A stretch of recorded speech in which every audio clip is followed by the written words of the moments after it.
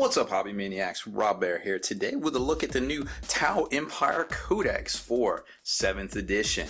Really interesting book. It basically is very similar to the 6th edition one, except for the inclusion of a few choice pages, about 25 of them to be precise, and just some different artwork and a different cover, just a lot of differences, but a lot of similarities too. But before we jump into all that, I would like to invite you to subscribe to this YouTube channel and check out the blog, spikybitsblog.com, and also head on over to the longwar.net. That's the home of the battle reports for exclusive content and early access videos. Become a veteran of the Long War today. So like I was saying, this is a very similar book to the Tau Codex from 2013, as you can see there. They both have the same cover art pretty much, just with a different, kind of filter on the front here. This one's red with a blue inset interior, and this one is blue with a red inset interior. What? So, it is what it is, but it gets a lot different from there. This is 128 page book, so to speak, and this one was 104, the older one. So obviously there is more content in here. There is different artwork. Obviously there's going to be new pictures, with the new shield wall and such, but there is a lot of differences and a lot of different similarities as well. So you got the ubiquitous kind of fluff section here. Let's just run down the table of contents real quick. So you've got the whole section on the Tau Empire, which basically breaks down all the seps. You got the battle suits, you got the dudes, the Tau dudes, you got your HQ guys, your special characters, and then it gets into, the sexy pants section where it shows you all the galleries and the oohs and the ahs and things like that. And then it actually gets into the meat and potatoes, which we all seem to care about, is, the data sheets themselves right here. So you got a ton of those from 72 to 113. So roughly 60 some pages. Then also the appendix, where it's going to catalog all the new stuff, all the old stuff, all the ranged weapons, the melee weapons, your signature system, your profiles, your tactical objectives. There isn't going to be any psychic powers, but there is a lot of different things. All your drones are cataloged, all your things like that. So like I said, there's some newer artwork, there's some older artwork. It's all good stuff. I mean, it's a great read. It really kind of furthers the storyline of all the fluff. There's new battles. The Callium book advances the storyline as well. It's the third major engagement between the Tau and the Astartes / the Imperium, and it's just a really good read. It's good writing, it's good stuff. It's great. It's a great backdrop to the new rules set themselves. So here's just a lot of structure.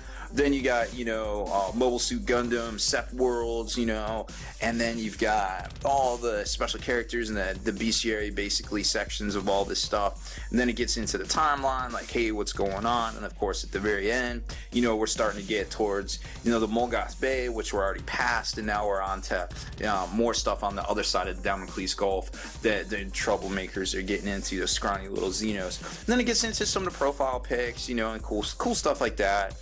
The next section is basically the rules themselves. After the showcase section of the oohs and ahs, that's what we're always looking at. The good stuff here to just get our hobby juices flowing. And then you get into the actual data sheets. And remember, Tau are actually the Tau book. The previous one is a 6th edition book. It kind of came out in that year and a half kind of area where there was a 6th edition rule set. So it's really interesting. It didn't need a whole lot of stuff per se to kind of update it. It does get to carry on now this section of the rules. If you have this book and you don't want to buy this book, you have this book, you can actually get the Callion campaign box 2-book set, and that actually will get you all the rules that are extra in here. It won't get you all the extra fluff and the different things like that, but everything to make that book, this book, is all in the Callium book. So that's kind of cool. If you're gonna buy it anyways and you already have this one, then it's all good to go. I mean, I buy this stuff out of pocket to review for you guys, and then there's obviously opportunities over on the Patreon page where if you become a supporter, stuff like this will go back to the Patreon supporters at the end of the month. You get a box of swag, it'll have some cool stuff in it. Obviously this codex will probably go out to somebody, a lot of the kits and things like that. So it's always funsies to get some stuff in the mail, right?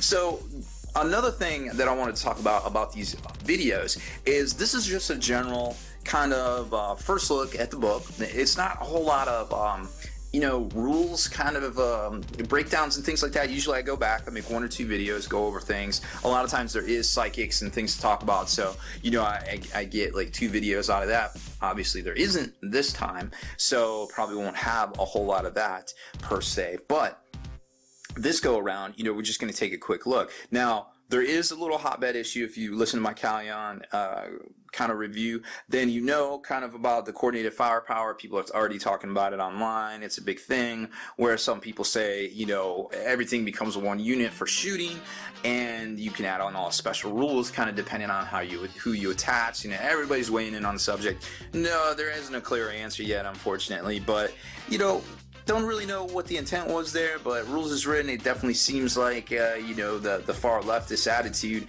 However, that isn't exactly the most nicest way to play the Tau, I suppose. It definitely seems like Games Workshop was creating these guys to be an anti-Death Star army. Where the things like the optimized stealth cadre, being able to combine as one unit and really screw over the lookout Sir shenanigans that you can do with things to make them more survivable, or make them survivable enough to actually survive in 7th edition. I won't say more survivable. There is only certain ways things can even survive in this day and age, this new meta. So I feel like they're definitely on their toes trying to do some work here between the Storm Surges, the optimized stealth cadre, and this saucy coordinated firepower rule. Definitely anti-Death Star stuff. Definitely. I feel like. So we'll talk about optimized stealth cadre because it is super good and super saucy as we get to it. So Tau Empire warrior list, there is basically very similar stuff. Not, all your basics are still there. None of it changed. As far as points go, some stuff doesn't get quite as many things, like Black Sun Filter isn't doled out quite as much. These, this is a new entry. Ethereal is a new entry, into here. Commander Farsight's older. Commander Shadowstone's older. So you kind of get to feel, hey, there's stuff here that was already here, and there's stuff here that's new. Darkstrider's got some really cool rules. He can basically let them shoot and then basically overwatch, and then they can fall back, like do a consolidation move, which is really saucy because you think you're gonna catch some juicy fire warriors or breachers out flat-footed, and then they just run away and you're like, what the heck. Another thing that's really cool is, I forget which one I think it's the Hunter cadre itself, and we'll get to that formation, is they basically can get battle focus like the Eldar, which is very saucy, because Eldar are good to have it because you figure they're so nimble and quick, but when you start giving it to somebody that just has so much overwhelming firepower, it can really, again, be the death of Death Stars. You know what I mean? So it's really interesting to see how they're bringing all this to the fore right now. Strike teams, breacher squads, all new stuff, existing things. There's it's all mixed in here. Like I said, you don't necessarily have to buy this book, but a lot of people probably will, just because they're in the habit of it. If you have the old Tau Codex, obviously you're not going to have a Storm Surge, but if you get the Callion book, you will have the Storm Surge. You will have all this. Here's the Hunter cadre that I was talking about, the ambushes and feints. Units from this formation that are within 12 inches of the formation's commander or cadre of Fireblade at the start of the shooting phase can run and or move flat out and then shoot in the shooting phase.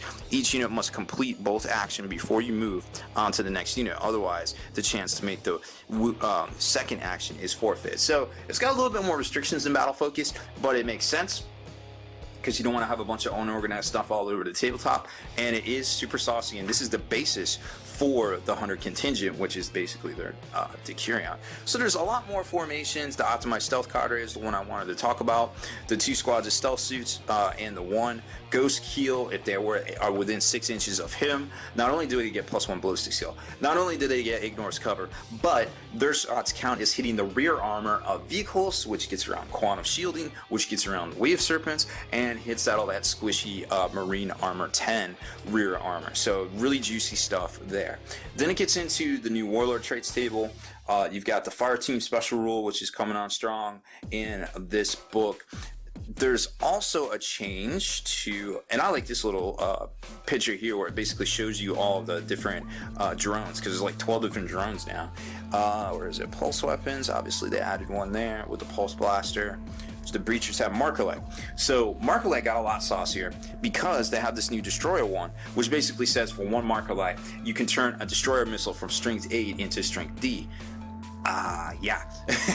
The Storm Surge has 4 of those things. So, and it can fire twice. It can't fire missiles it doesn't have twice. But keep this in mind too. The Storm Surge, right, can, when it puts down its anchors, the next turn it gets 2 shootings. Okay, that's 2 instances of shooting, and because it is a gargantuan creature, each separate instance of shooting can target different units. So each weapon, you just have to say, hey, I'm shooting this, hey, this weapon's shooting this, hey, this weapon's shooting this. All right, you can run through it all. You're like, all right, second shots, this weapon's shooting this one. So you start mopping up the things that the first shot did. Now, if you're doing crazy stuff like, hey, you got the Hunter Cadre, the Hunter contingent, and now you're going to be like, okay, all of this unit is shooting here. You start, whittling down these Death Stars. They start lookout CERN, they're doing the thing, they're doing the shuffle.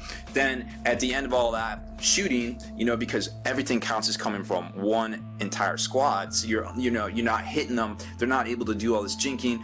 Eventually, there's a 6-inch gap between the guy that doesn't want to die. He's going to go down, or he might not go down. He might be hanging by a thread. And then all of a sudden you're like, guess what? Storm Surges are up. D-missiles, go.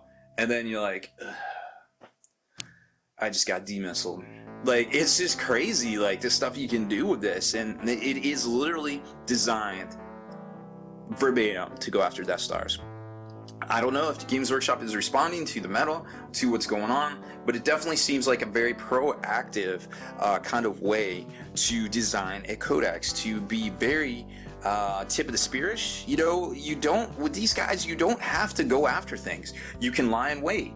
You can jump up the flanks, you can infiltrate. There's formations that let you scout. There's all sorts of different options, and it is literally true to the Tau combat doctrine, the way you can play them. It's very interesting how this army is going to play. Now, obviously, a lot of people have, some bad taste in their mouth over Tau and Tau Alvar and all that shenanigans from back in 6th edition days. But, at some point, you just have to be like, hey, man, I'm just going to play my army. It's going to be good. The next army that's going to come out is going to be good. They're all good, Like, there isn't a bad army out there that has been redone this year, except for maybe Harlequins. I don't think they're as competitive as Games Workshop would have wanted, though. But for some of the other ones, the majority of other ones that came out this year, there is a competitive version of them, and they do have a place in the competitive meta. And if they have a place in the competitive meta, they definitely have a place in casual play as well. So it's a win-win for players of all kinds. I feel like you can take a crappy Tau, a casual list, you can take a super competitive list, and you can have fun all the way around. And the new models are gorgeous. I mean, I don't think anybody can can basically say, hey, these things, it's just crazy how crazy good the technology has become. The crisis suits have been redesigned from 15 years ago. The commander finally got a plastic commander kit that looks really good. All the drones are coming on strong. They all look gorgeous. It's the Storm Surge, amazing piece. The Ghost Keel, really good stuff. It's just a great time to be playing, and I'm really excited to see the Tau, and I can't wait to see how the meta responds to this new book. So that's it for this one, guys. Thanks for watching my first look review and kind of I don't know, I guess just kind of general tactics about these guys. Hopefully we can break them down more in the near future for you. Deleted scenes, bonus content, and all the interviews and post-game wrap-up videos can be located in the Hall of Veterans on thelongwar.net. Visit thelongwar.net today and try a week completely free with no strings attached. That's not all. Thelongwar.net is also your hobby resource for exclusive early access with an ad-free experience to all your favorite videos. Members of the Hall of Veterans gain early exclusive access to multiple hobby videos.